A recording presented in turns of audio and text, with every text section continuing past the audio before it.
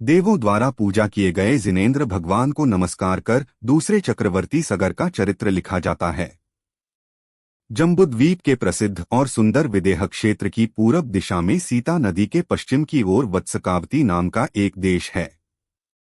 वत्सकावती का बहुत पुरानी राजधानी पृथ्वीनगर के राजा का नाम जयसेन था। जयसेन की रानी जयसेना थी। इसके दो लड़के हुए।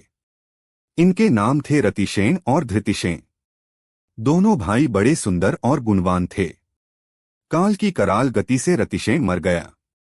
जयसेन का इसके मरने का बड़ा दुख हुआ और इस दुख के मारे वे धृतिशेन को राज्य देकर मारुत और मिथुन नाम के राजा के साथ यशोधर मुनि के पास दीक्षा ले साधु हो गए। बहुत दिनों तक इन्होंने तपस्या की। फिर संन्यास सहित शरीर छोड़ स्वर्ग में ये महाबल नाम के देव हुए। इनके साथ दीक्षा लेने वाला मारुत भी इसी स्वर्ग में मणिकेतु नामक देव हुआ, जो कि भगवान के चरण कमलों का भौंरा था, अत्यंत भक्त था। ये दोनों देव स्वर्ग की संपत्ति प्राप्त कर बहुत प्रसन्न हुए। एक दिन इन दोनों ने विनोद करते करते धर्म प्रेम से एक प्रतिज्ञा की, जो हम दोनों में पहले मनुष्य जन्म धारण करे तब स्वर्ग में रहने वाले देव का कर्तव्य होना चाहिए कि वह मनुष्य लोक में जाकर उसे समझाए और संसार से उदासीनता उत्पन्न कराकर जिंदीक्षा के सम्मुख करे। महाबल की आयु 22 सागर की थी।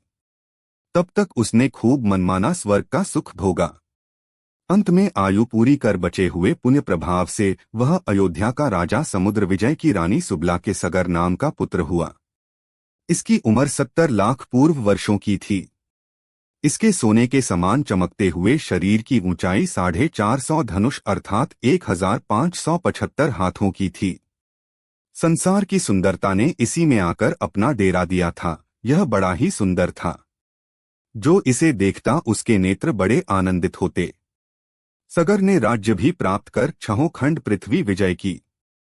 अपनी भुजाओं के बल इसने दूसरे चक्रवर्ती का मान प्राप्त किया। सगर चक्रवर्ती हुआ, पर इसके साथ वह अपना धर्म कर्म भूल गया था। इसके 60,000 पुत्र हुए। इसे कुटुंब, धन दौलत, शरीर संपत्ति आदि सभी सुख प्राप्त थे। समय इसका खूब ही सुख के साथ बीतता था। सच है, पुण्य से जीवों को सभी उत्तमोत्तम संपदाएं प्राप्त होती हैं। इसलिए बुद्धिमानों को उचित है कि जिन भगवान के उपदेश किए पुण्यमार्ग का पालन करें। इसी अवसर में सिद्धवन में चतुर्मुख महामुनि को केवल ज्ञान हुआ। स्वर्ग के देव, विद्याधर राजा महाराजा उनकी पूजा के लिए आए। सगर भी भगवान के दर्शन करने को आया था। सगर को आया देख मणिकेतु ने उससे कहा, क्यों राजराजेश्वर, क्या अच्युत स्वर्ग की बात याद है, जहाँ की तुमने और मैंने प्रेम के वश ही प्रतिज्ञा की थी कि जो हम दोनों में से पहले मनुष्य जन्म ले उसे स्वर्ग का देव जाकर समझावे और संसार से उदासीन कर तपस्या के सम्मुख करे। अब तो आपने बहुत समय तक राज्य सुख भोग लिया। अब तो इसके छोड़ने का यत्न कीजिए। क्या आप नहीं जानते कि ये विषय भोग दुख के कारण और संसार में घुमाने वाले हैं? राजन, आप तो स्वयं बुद्धिमान हैं। आपको मैं क्या अधिक समझा सकता हूँ। मैंने तो सिर्फ अपनी प्रतिज्ञा पालन के लिए आपसे इतना निवेदन किया है। मुझे पूर्ण विश्वास है कि आप इन क्षणभंगुर विषयों से अपनी लालसा को कम करके जिन भगवान का परमपवित्र तपोमार्ग ग्रहण करेंगे और बड़ी सावधानी के साथ मुक्तिकामिनी के साथ ब्याह की तैयारी करेंगे। मणिकेतु ने उसे बहुत कुछ समझाया, पर पुत्रमोही सगर को संसार से नाममात्र के लिए भी उदासीनता न हुई। मणिकेतु ने जब देखा कि अभी यह पुत्र स्त्री धन दौलत के मोह में खूब फंस रहा है, अभी इसे संसार से विषय भोगों से उदासीन बना देना कठिन ही नहीं किंतु एक प्रकार असंभव को संभव करने का यत्न है। अस्तु, फिर देखा जाएगा। यह विचार कर मणिकेतु अपने स्थान चला गया। सच है, काललब्धि के बिना कल्याण भी हो तो नहीं हो सकता। कुछ समय के बाद मणिकेतु के मन में फिर एक बार तरंग उठी कि जब किसी दूसरे प्रयत्न द्वारा सगर को तपस्या के सम्मुख करना चाहिए तब वह चारणमुनि का वेश लेकर, जो कि स्वर्गमोक्ष के सुख को देने वाला है, सगर के जिन मंदिर में आया और भगवान का दर्शन कर वहीं ठहर गया।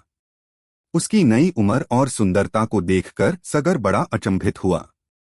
उसने मुनिरूप धारण करने वाले देव से पूछा, मुनिराज, आपके इस नई उम्र ने, जिसने कि संसार का अभी कुछ सुख नहीं देखा, ऐसे कठिन योग को किस लिए धारण किया? मुझे तो आपको योगी हुए देखकर बड़ा आश्चर्य हो रहा है। तब देव ने कहा, राजन, तुम कहते हो वह ठीक है, पर मेरा विश्वास है कि संसार में सुख है ही नहीं। जिधर मैं आंख खोलकर देखता हूं मुझे दुख या अशांति ही दिख पड़ती है। यह जवाब बिजली की तरह चमककर पल भर में नाश होने वाली है। यह शरीर जिसे तुम भोगों में लगाने को कहते हो महा अपवित्र है। ये विषय भोग जिन्हें तुम सुखरूप समझते हो सर्प के समान भयंकर है, और यह संसार रूपी समुद्र अथाह है, नाना तरह के दुख रूपी भयंकर जल जीवों से भरा हुआ है, और मोहजाल में फंसे हुए जीवों के लिए अत्यंत दुस्तर है। तब जो पुण्य से यह मनुष्य देह मिला है, इसे इस अथाह समुद्र में बहने देना, या जिनेंद्र भगवान के द्वारा बतलाए इस अथाह समुद्र के पार होने के साधन तप रूपी जहाज द्वारा उसके पार पहुंचा देना। मैं तो इसके लिए यही उचित समझता हूं कि जब संसार असार है और उसमें सुख नहीं है, तब संसार से पार होने का उपाय करना ही कर्तव्य और दुर्लभ मनुष्य देह के प्राप्त करने का फल है। मैं तो तुम्हें भी यही सलाह दूंगा कि तुम इस नाशवान माया ममता को छोड़कर कभी नाश न होने वाली लक्ष्मी की प्राप्ति के लिए यत्न करो। मणिकेतु ने इसके सिवा और भी बहुत कहने सुनने या समझाने में कोई कसर न की, पर सगर सब कुछ जानता हुआ भी पुत्र प्रेम के वश ही संसार को न छोड़ सका। मणिकेतु को इससे बड़ा दुख हुआ कि सगर की दृष्टि में अभी संसार की तुच्छता नजर न आई और वह उल्टा उसी में फंसता जाता है। लाचार हो वह स्वर्ग चला गया। एक दिन सगर राजसभा में सिंहासन पर बैठे हुए थे। इतने में उनके पुत्रों ने आकर उनसे सविनय प्रार्थना की, पूज्यपाद पिताजी, उन वीर क्षत्रिय पुत्रों का जन्म किसी काम का नहीं, व्यर्थ है, जो कुछ काम न कर पड़े पड़े खाते पीते और ऐशो आराम उड़ाया करते हैं। इसलिए आप कृपा कर हमें कोई काम बतलाइए, फिर वह कितना ही कठिन या एक बार वह असाध्य ही क्यों न हो, उसे हम करेंगे।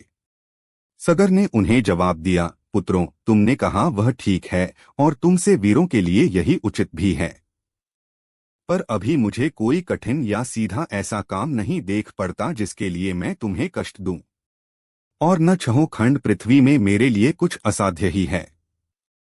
इसलिए मेरी तो तुमसे यही आज्ञा है कि पुण्य से जो यह धन संपत्ति प्राप्त है, इसे तुम भोगो। इस दिन तो ये सब लड़के पिता की बात का कुछ जवाब न देकर चुपचाप इसलिए चले गए कि पिता की आज्ञा तोड़ना ठीक नहीं, परंतु इनका मन इससे रहा अप्रसन्न नहीं। कुछ दिन बीतने पर एक दिन ये सब फिर सगर के पास गए और उन्हें नमस्कार कर बोले, पिताजी, आपने जो आज्ञा की थी उसे हमने इतनों दिनों उठाई, पर अब हम अत्यंत लाचार हैं। हमारा मन यहाँ बिल्कुल नहीं लगता, इसलिए आप अवश्य कुछ काम में हमें लगाइए, नहीं तो हमें भोजन न करने को भी बाध्य होना पड़ेगा। सगर ने जब इनका अत्यंत ही आग्रह देखा तो उसने इनसे कहा, मेरी इच्छा नहीं कि तुम किसी कष्ट को उठाने को तैयार हो, पर जब तुम किसी तरह मानने के लिए तैयार ही नहीं हो तो अस्तु, मैं तुम्हें यह काम बताता हूँ कि श्रीमान भरत सम्राट ने कैलाश पर्वत पर 24 तीर्थंकरों के 24 मंदिर बनवाए हैं। वे सब सोने के हैं। उनमें बेशुमार धन खर्च किया है। उनमें जो अरहंत भगवान की पवित्र प्रतिमाएं हैं वे रत्नमयी हैं। उनकी रक्षा करना बहुत जरूरी है।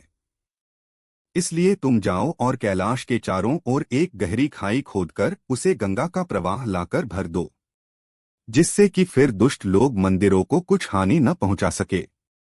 सगर के सभी पुत्र पिताजी की इस आज्ञा से बहुत खुश हुए। वे उन्हें नमस्कार कर आनंद और उत्साह के साथ अपने काम के लिए चल पड़े। कैलाश पर पहुंचकर कई वर्षों के कठिन परिश्रम द्वारा उन्होंने चक्रवर्ती के दंडरत्न की सहायता से अपने कार्य में सफलता प्राप्त कर ली। अच्छा, अब उस मणिकेतु की बात सुनिए। उसने सगर को संसार से उदासीन कर योगी बनाने के लिए दोबारा यत्न किया, पर दोनों ही बार उसे निराश हो जाना पड़ा। अब की बार उसने एक बड़ा ही भयंकर कांड रचा। जिस समय सगर के ये 60,000 लड़के खाई खोदकर गंगा का प्रवाह लाने को हिमालय पर्वत पर गए और इन्होंने दंडरत्न द्वारा पर्वत फोड़ने के लिए उस पर एक चोट मारी, उस समय मणिकेतु ने एक बड़े भारी और महाविषधर सर्प का रूप धर, जिसकी फुंकार मात्र से कोसों दूर के जीव जंतु भस्म हो सकते थे, अपनी विषैली हवा छोड़ी। उससे देखते देखते वे सब ही जलकर खाक हो गए। सच है, अच्छे पुरुष दूसरे का हित करने के लिए कभी कभी तो उसका अहित कर उसे हित की ओर लगाते हैं। मंत्रियों को इनके मरने की बात मालूम हो गई, पर उन्होंने राजा से इसलिए नहीं कहा कि वे ऐसे महान दुख को न सह सकेंगे। तब मणिकेतु ब्राह्मण का रूप लेकर सगर के पास पहुंचा और बड़े दुख के साथ रोता रोता बोला, राजाधिराज, आप सरीखे न्यायी और प्रजाप्रिय राजा के रहते मुझे अनाथ हो जाना पड़े। मेरी आंखों के एकमात्र तारे को पापी लोग जबरदस्ती मुझसे छुड़ा ले जाए, मेरी सब आशाओं पर पानी फेरकर मुझे द्वार द्वार का भिखारी बना दिया जाए और मुझे रोता छोड़ जाए, तो इससे बढ़कर दुख की और क्या बात होगी। प्रभो, मुझे आज पापियों ने बेमौत मार डाला है। मेरी आप रक्षा कीजिए, अशरण शरण मुझे बचाइए। सगर ने उसे इस प्रकार दुखी देखकर धीरज दिया और कहा, ब्राह्मण देव, घबराइए मत, वास्तव में बात क्या है उसे कहिए। मैं तुम्हारे दुख दूर करने का यत्न करूंगा। ब्राह्मण ने कहा, महाराज क्या कहूं? कहते छाती फटी जाती है, मुंह से शब्द नहीं निकलता। यह सुनकर वह फिर रोने लगा। चक्रवर्ती को इससे बड़ा दुख हुआ।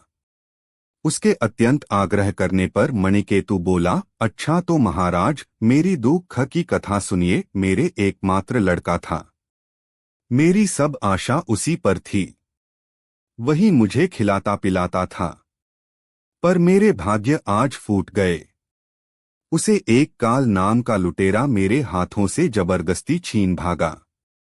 मैं बहुत रोया व कल्पा, दया की मैंने उससे भीख मांगी, बहुत आरजू मिन्नत की, पर उस पापी चांडाल ने मेरी ओर आंख उठाकर भी न देखा। राजराजेश्वर, आपसे मेरी हाथ जोड़कर प्रार्थना है कि आप मेरे पुत्र को उस पापी से छुड़ा ला दीजिए, नहीं तो मेरी जान न बचेगी। सगर को काल लुटेर का नाम सुनकर हंसी आ गई। उसने कहा, महाराज, आप बड़े भोले हैं। भला जिसे काल ले जाता है, जो मर जाता है, वह फिर कभी जीता हुआ है क्या? ब्राह्मण देव, काल किसी से नहीं रुक सकता, वह तो अपना काम किए ही चला जाता है।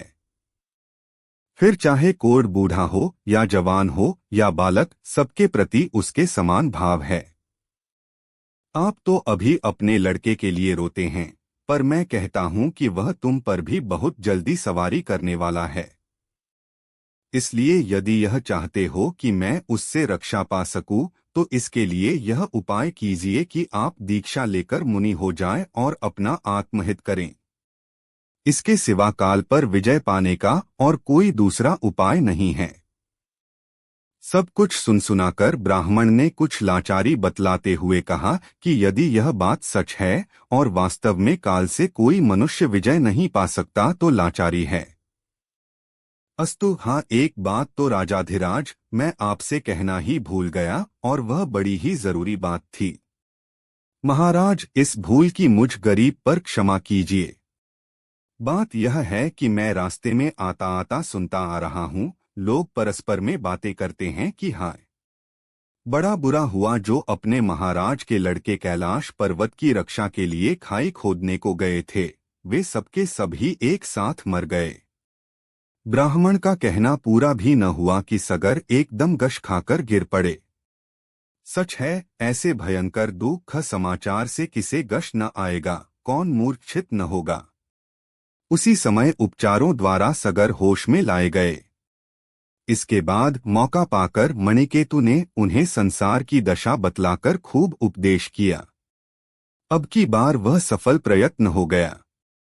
सगर को संसार की इस क्षणभंगुर दशा पर बड़ा ही वैराग्य हुआ। उन्होंने भगीरथ को राज देकर और सब मायामता को छुड़ाकर दृढ़ धर्म केवली द्वारा दीक्षा ग्रहण कर ली, जो कि संसार का भटकना मिटाने वाली है।